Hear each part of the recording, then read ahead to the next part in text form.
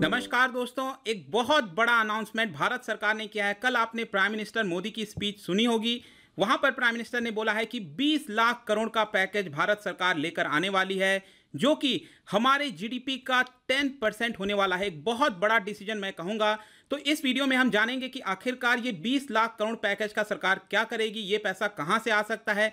काफी कुछ जानने को है इस वीडियो में। चलिए आगे बढ़ते हैं। मैं हूं अंकित अग्रवाल और अपडेट के लिए आप मुझे फॉलो कर सकते हैं इंस्टाग्राम, फेसबुक और ट्विटर पर। मेरे लेक्चर की हर पीडीएफ आपको फेसबुक पर तो मिलेगी ही, प्लस साथ में आप मेरा टेलीग्राम चैनल ज्वाइन कर सकते हैं by searching Ankit Agarwal official. ध्यान रखिएगा, इसमें 21,000 से ज़्यादा सब्सक्राइबर्स हैं। यही वाला चैनल ज्वाइन करिएगा।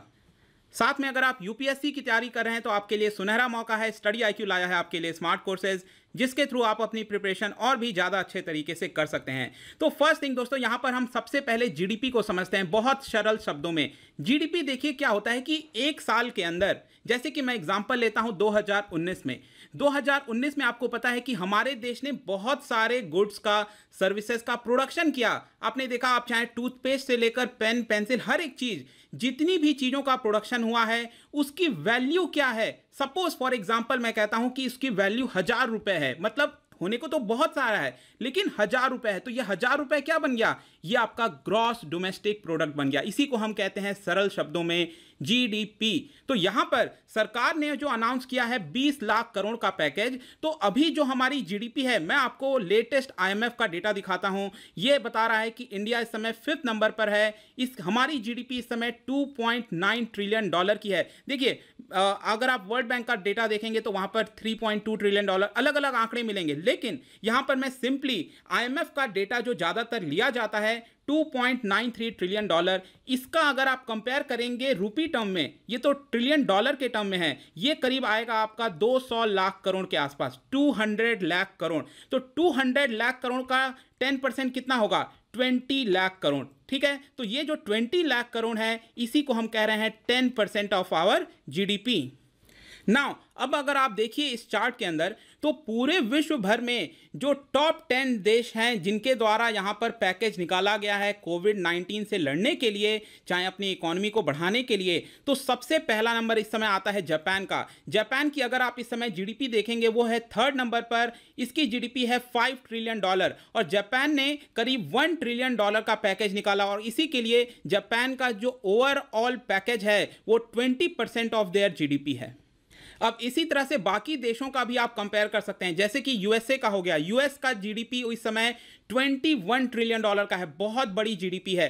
तो उसका यूएसए ने क्या किया है, $2.2 ट्रिलियन का अपना पैकेज निकाला था। ये भी करीब 10% ऑफ देयर जीडीपी के आसपास होगा। ये अब आप जो 13% देख रहे हैं, बेसिकली क्या किया, यूएसए ने $2.2 ट्रिलियन में और पैकेज ऐड कर दिया था, जिसकी वजह से 13% ऑफ देयर जीडीपी का पैकेज इस समय यूएस का है। और बाकी भी देश का आप देख सकते हैं। देखिए, एक इंपॉर्टेंट चीज मैं आपको बताना चाहूंगा। कई लोग यहां पर कहते हैं कि यूएसए ने $2.2 ट्रिलियन का पैकेज निकाला। लगभग हमारा जो जीडीपी है उसका 2/3 हमारा पैकेज ही निकाल दिया, क्योंकि वहां की जो जीडीपी है वो अपने आप में बहुत बड़ी है, वो लोग अफोर्ड कर सकते हैं। अगर आप इस चार्ट में देखेंगे तो जो डेवलपिंग कंट्रीज हैं, मिडिल इनकम डेवलपिंग कंट्रीज, आपको सिर्फ इंडिया दिखेगा यहां पर। बाकी कोई भी अगर आप देश देख लीजिए, उनकी इकोनॉमी काफी बड़ी है, डेवलप्ड नेशंस हैं। तो इसीलिए मैं कह रहा हूं कि ये जो स्टेप लिया जा रहा है इंडिया के द्वारा, एक बहुत बड़ा बोल्ड स्टेप मैं कहूंगा। नेक्स्ट यहां पर एक सवाल आता है कि कल जो हमारे प्राइम मिनिस्टर ने अनाउंस किया था 20 लाख करोड़ का ये जो पैकेज ला रही है, क्या ये नया अमाउंट है? क्या इसमें पुराने अमाउंट भी शामिल किए जाएंगे? जी हां, ध्यान रखिएगा, ये जो ओवरऑल पूरा 20 लाख करोड़ है, ये नया अमाउंट नहीं होगा। पहले आपको याद होगा, एक महीने पहले करीब हमारे फाइनेंस मिनिस्टर ने 1.7 लाख करोड़ का पैकेज निकाला था, जिसका नाम था गरीब कल्याण योजना। आई होप कि आपको सबको पता होगा, जिसमें गरीब लोगों को फूड ग्रेन्स दिए जाएंगे, कैश देने की बात थी 500 रुपीज, वुमेन को, एल्डरली पर्सन को 1000 रुपए देने की बात कही गई। तो ये जो पैकेज था ये 1.7 लाख करोड़ का था। और रिसेंटली आपने देखा होगा, मैंने बहुत सारे वीडियोस बनाए हैं आरबीआई से रिलेटेड। आरबीआई ने काफी सारी लिक्विडिटी दी है। लिक्विडिटी मैं जब कहता हूं, इसका मतलब ज्यादा से ज्यादा सस्ते दर पर लोन प्रोवाइड करना इंडस्ट्रीज को, लोगों को, कॉर्पोरेट वर्ल्ड को, ताकि वो लोग स्पेंड करें, डिमांड बढ़ सके। तो ओवरऑल जो भी आरबीआई ने किया है, मैंने बहुत सारे वीडियोस बनाए हैं इसको लेकर, चाहे म्यूचुअल फंड को 50,000 करोड़ देना हो, इस तरह के जो भी स्टेप लिए हैं आरबीआई ने, उसका ओवरऑल अमाउंट अभी अगर आप देखेंगे तो 6.5 लाख करोड़ आता है। इसका मतलब क्या हुआ कि आरबीआई का 6.5 लाख करोड़ और जो सरकार ने 1.7 लाख करोड़ निकाला था, ये करीब 8 लाख करोड़ के आसपास आएगा। तो 8 लाख करोड़ अगर आप देखेंगे इस समय, ये हमारे जीडीपी का 4% है। अब दोस्तों इसका मतलब क्या हुआ? इसका मतलब ये हुआ, सरकार ने जो अनाउंस किया है 20 लाख करोड़ का पैकेज, इसमें से 8 लाख करोड़ के पैकेज ऑलरेडी अनाउंस हो चुके हैं। अब जो बाकी पैकेज अनाउंस किए जाएंगे वो होंगे करीब आपके 12 लाख करोड़ के। और अगर मैं जीडीपी के टर्म्स में बोलूं तो सरकार ने ऑलरेडी 4% ऑफ आवर जीडीपी का जो पैकेज है वो अनाउंस कर दिया है, और बाकी का 6% ऑफ आवर जीडीपी का पैकेज जो कि करीब 12 लाख करोड़ के आसपास होगा, वो अनाउंस करना बाकी है।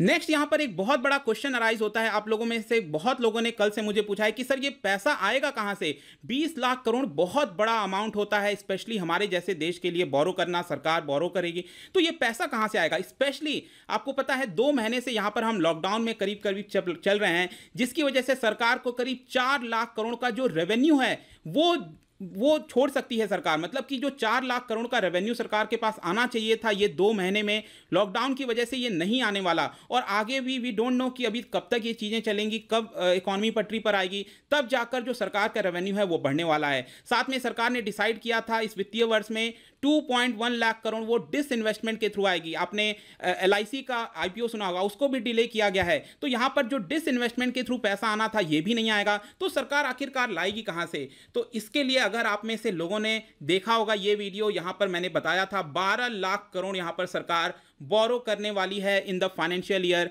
2020-21। तो यहां पर भारत सरकार ने ऑलरेडी अनाउंस किया है कि हम ये पैसा बोरो करेंगे। ऑब्वियस सी बात है, बोरो करना पड़ेगा। अब लेकिन सवाल आता है कि ये बोरो कहां से किया जाएगा? क्योंकि सपोज मैं कहता हूं कि सरकार लोगों से बोरो करती है, यहां पर बॉन्ड इशू किया जाता है सरकार के द्वारा। बॉन्ड इशू का मतलब हुआ ओपन मार्केट ऑपरेशन जो आरबीआई अपनाती है। उसमें क्या होता है कि लोगों को बॉन्ड दिए जाते हैं और बॉन्ड के बदले लोगों से पैसे लिए जाते हैं। तो अगर सपोज सरकार ये करेगी तो लोगों के पास तो ऑलरेडी पैसा इस समय नहीं है, तो क्या होगा? तो यहां पर 2 तरीके होते हैं। एक और मैंने वीडियो बनाया था जहां पर मोनेटाइजेशन ऑफ डेफिसिट की बात कही थी, क्या भारत सरकार को पैसे प्रिंट करने चाहिए कि नहीं। तो यहां पर 2 ऑप्शन होता है। एक होता है इनडायरेक्ट मोनेटाइजेशन, मतलब कि भारत सरकार क्या कर सकती है कि यहां पर बॉन्ड के थ्रू यहां पर पैसा कलेक्ट कर सकती है, जिसको नॉर्मल टर्म्स में हम ओपन मार्केट ऑपरेशन कहते हैं। लेकिन सरकार यहां पर आरबीआई से भी कह सकती है डायरेक्टली कि हम पब्लिक से पैसा कलेक्ट नहीं करेंगे, आप मुझे डायरेक्टली पैसा दे दीजिए, हो सकता है आप पैसा प्रिंट करके दे दीजिए, जैसे भी, लेकिन हमें पैसे की आवश्यकता है। लेकिन एक बात ध्यान रखिएगा दोस्तों, अभी तक इसके बारे में कोई भी चीज नहीं बोली गई है। तो जब तक सरकार कह नहीं देती कि हम पैसा प्रिंट करने के लिए आगे बढ़ रहे हैं, तब तक हमें इसको अभी खारिज करना होगा। मतलब कि सरकार बॉन्ड्स के थ्रू, हो सकता है बैंकों से पैसा सरकार यहां पर बोरो करे, आरबीआई से डायरेक्टली बोरो कर सकती है, कई तरीके होते हैं। अभी तक सरकार ने लेकिन अनाउंस नहीं किया है कि कहां कहां से बोरो किया जाएगा, लेकिन सरकार ये बोरो करने वाली है। मोस्ट प्रोबेबली बॉन्ड्स के थ्रू ही बोरो करेगी। आपको पता है कि बैंकों को कई सारी चीजें मेंटेन करनी होती है, जैसे कि स्टैट्यूटरी लिक्विडिटी रेशियो, इसके थ्रू भी वहां पर उनको मेंटेन करना होता है, उनको बॉन्ड्स बाई करने होते हैं सरकार के। तो इस तरह के माध्यम से सरकार यहां पर पैसा कलेक्ट कर सकती है। अब लास्ट में सवाल आता है कि इसको यूटिलाइज कहां किया जाएगा। इसके लिए अगर आप प्राइम मिनिस्टर का स्पीच अच्छे से सुने होंगे तो यहां पर 3-4 चीजों की मेन इंपॉर्टेंट चीजें बताई गई, जैसे कि लैंड हो गया। आपको पता है कि इस समय यहां पर लैंड में इन्वेस्ट करना काफी इंपॉर्टेंट है, क्योंकि अगर बाहर से कोई कंपनी आती है, अगर आप खुद इन्वेस्ट करना चाहते हो तो यहां पर आपको लैंड चाहिए, बहुत ही मूलभूत चीज है। इसके लिए यहां पर सरकार इस पे खर्चा कर सकती है, लेबर को ज्यादा बेनिफिट प्रोवाइड कर सकती है। अभी मैंने बताया आरबीआई के थ्रू ज्यादा से ज्यादा लिक्विडिटी प्रोवाइड करना, मार्केट में ज्यादा पैसा थ्रो करना। यहां पर लॉज, जी हां, लॉ बहुत इंपॉर्टेंट है। यहां पर सरकार हो सकता है कि जो नियम कानून है बहुत सरल कर दे। तो इन सारी चीजों पे फोकस होगा, जिसकी वजह से जो कॉटेज इंडस्ट्रीज हैं, बहुत छोटे छोटे, हर घर में जो छोटे छोटे इंडस्ट्रीज बने हुए होते हैं, उनको मदद करेगी। माइक्रो स्मॉल मीडियम एंटरप्राइज, उनको मदद मिलेगा। लेबरर्स हो गए, मिडिल क्लास हो गए, हो सकता है टैक्स में कोई छूट दी जाए। इंडस्ट्रीज हो गया, उन सबको हर तरफ से आप देख सकते हैं कि यहां पर मदद मिल सकती है। रिसेंटली मैंने वीडियो भी बनाया था कि इंडिया ऑफर कर रहा है लैंड, जो बाहर से कंपनीज आ रही है, तो यहां पर लैंड के ऊपर इन्वेस्टमेंट करना होगा। अब जब मैं लैंड कहता हूं, इसका मतलब यह नहीं है कि सिर्फ लैंड को प्रोवाइड करना, यहां पर बिजली भी होनी चाहिए, पानी भी होना चाहिए, तब जाकर बाहर की कंपनियां इन्वेस्ट करेंगी। साथ ही में दोस्तों आपको पता है कि जो एमएसएमईज हैं वो हमारे देश में सबसे ज़्यादा हिट हुए हैं। सबसे ज़्यादा अगर आप नुकसान देखेंगे इस समय कोरोना वायरस की वजह से, वो जो छोटे लघु उद्योग होते हैं उनको बहुत बड़ा नुकसान पहुंचा है। तो ये भी बहुत बड़ा फोकस होने वाला है। और एक और इंपॉर्टेंट शब्द बोला गया था प्राइम मिनिस्टर के द्वारा कल अपने स्पीच में, जो कि था आत्मनिर्भर भारत अभियान। बहुत इंपॉर्टेंट, इसको इंग्लिश में ट्रांसलेशन कहते हैं सेल्फ रिलायंट इंडिया कैंपेन। हो सकता है जिस तरह से अब हम बात करते थे ग्लोबलाइजेशन की, बाहर से काफ़ी ज़्यादा इंपोर्ट कराते थे, चाइना पर निर्भर होते थे, इन सारे चीज़ों को अब कम किया जाएगा और हम सेल्फ रिलायंट बनने की कोशिश में आगे बढ़ सकते हैं। ये क्लियर इंडिकेशन दिया गया कल प्राइम मिनिस्टर के स्पीच में। यहाँ पर ज़्यादातर जो चीज़ें हैं, चाहे वो पीपीपी किट हो, चाहे N95 मास्क हो, या फिर छोटे मोटे जितनी भी चीज़ें हमारे देश में आवश्यक हैं, उसको हमारे देश के अंदर ही बनाने को बढ़ोतरी दी जाएगी। और इसके लिए यहाँ पर सरकार ने ऑलरेडी जो टैक्स हॉलिडे है उसका प्रोविजन स्टार्ट कर दिया है। यहाँ पर ट्रेड मिनिस्ट्री ने कहा है कि जो नए इन्वेस्टमेंट आएंगे उसको कुछ साल के लिए हम हो सकता है टैक्स फ्री कर दें। तो इस तरह के बड़े स्टेप लेने होंगे शायद, और इसीलिए सरकार इतना बड़ा हो सकता है ये पैकेज लेकर आ रही है अभी भी। लेकिन ध्यान रखिएगा, स्पेसिफिकली कल प्राइम मिनिस्टर ने कोई भी चीज़ नहीं बताई थी कि लेबरर्स के लिए कितना दिया जाएगा, एमएसएमई के लिए कितना दिया जाएगा। इसके लिए ध्यान रखिएगा, आज से ही 13 मई से ही शाम को 4 बजे से हमारी फाइनेंस मिनिस्टर प्रेस कॉन्फ्रेंस करेंगी और डिटेल में बताएंगी अगले कुछ दिनों तक कि कहां कहां पर ये सारे जो पैकेज हैं, जो इतना बड़ा अमाउंट है, उसको कहां कहां पर खर्च किया जाएगा। लेकिन एक लास्ट में एक और सवाल खड़ा होता है कि क्या इससे हमारे देश को नुकसान होता है। जी हां, देखिए दोस्तों, यहां पर आपको पता है कि हमारे देश की डेट टू जीडीपी का मतलब यह है, मैंने आपको ऑलरेडी जीडीपी बता दी, इसके ऊपर कितना हमारे भारत सरकार ने कर्ज लिया है, इसी को डेट टू जीडीपी कहते हैं। मतलब कि यहां पर अगर हमारी जीडीपी मैंने आपसे बोला $3 ट्रिलियन की है, तो इस समय नीचे अगर आप देखेंगे तो करीब 2/3 हमारा डेट टू जीडीपी है, दैट इज अराउंड 66% के आसपास। इसका मतलब क्या हुआ कि यहां पर $2 ट्रिलियन यहां पर सरकार ने कर्ज लिया हुआ है। तो ऑब्वियस ही बात है, सरकार और कर्ज लेने वाली है तो डेट टू जीडीपी हमारा बढ़ सकता है, ये और हाई जा सकता है, 80% 90% भी हो सकता है टच कर दे आगे आने वाले समय में। अब इसकी वजह से क्या होता है कि जो रेटिंग्स है इंडिया की वो गिर सकती है। रिसेंटली मूडी ने भी यही बताया कि इंडिया की जो जीडीपी है इस साल 0% हो सकता है रहेगी। यहां पर अगर सरकार ज्यादा से ज्यादा बोरो करेगी तो रेटिंग्स भी घटाए जा सकते हैं। रेटिंग्स आपने सुने होंगे, AAA होता है, BB होता है, इस तरह के रेटिंग्स दिए जाते हैं। तो इंडिया की रेटिंग भी हो सकता है घटाई जाए, जिसकी वजह से भारत में जो निवेश आ सकता है उसको थोड़ा सा हानि पहुंच सकती है। तो कुछ इसके नुकसान भी होते हैं। यहां पर कई लोग सोच रहे होंगे क्या इन्फ्लेशन हो सकता है। देखिए दोस्तों, शॉर्ट टर्म में मुझे कोई इन्फ्लेशन होता हुआ नहीं दिख रहा है, क्योंकि इस समय डिमांड की बहुत बड़ी कमी है। तो यहां पर जितना भी रुपए अगर सरकार खर्च भी करती है